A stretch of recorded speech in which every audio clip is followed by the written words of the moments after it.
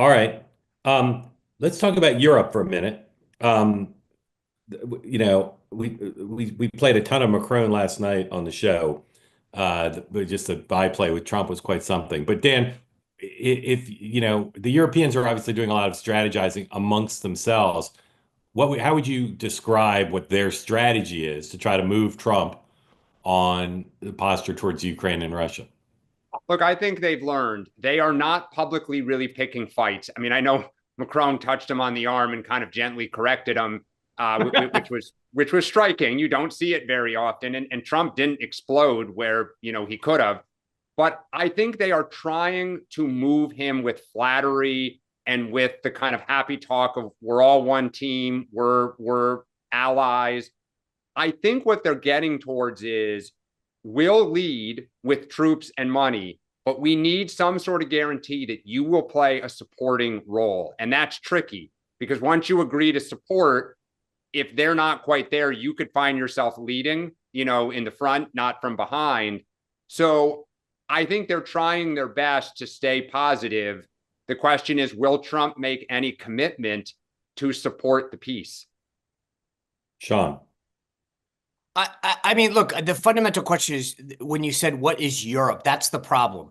It's not one person.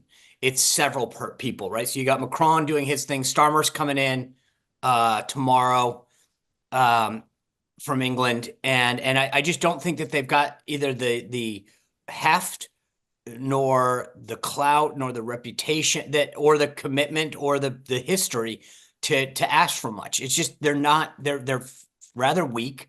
They're coming hat in hand and saying, please, sir, could you give us another? And it's just, they don't have the clout either with Putin or with the United States. And that's why Trump isn't really caring about what their view is. I mean, he's listening to it. I thought Macron did a good job on Brett Baer last night, sort of deferentially and respectfully saying, President Trump, here's why we think you should do X, Y, and Z. But I don't think he really cares. And I think he bottom line knows that the only deal that's going to happen is if it's between him and Putin.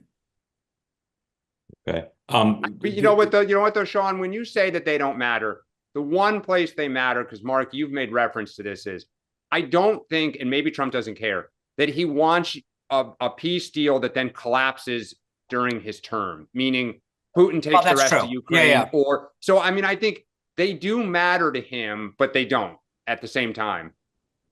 Sean, do you think there's going to be a separate summits or one summit?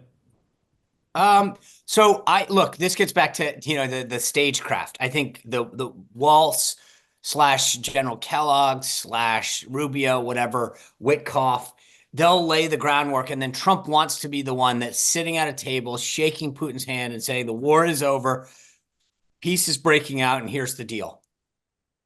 I see who was it that Bill Clinton had? Was it Yasser Arafat and at Camp David? Like, yeah, where they shake hands and you have the icon. Like I think Trump would love some sort of summit where, like, he sits there at 6'4" with his arms out, two short guys are shaking hands.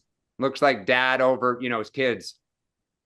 I don't think you're ever going to see that, but I agree with your point. I think he wants that moment, but I think it's only going to happen with Putin. Yeah.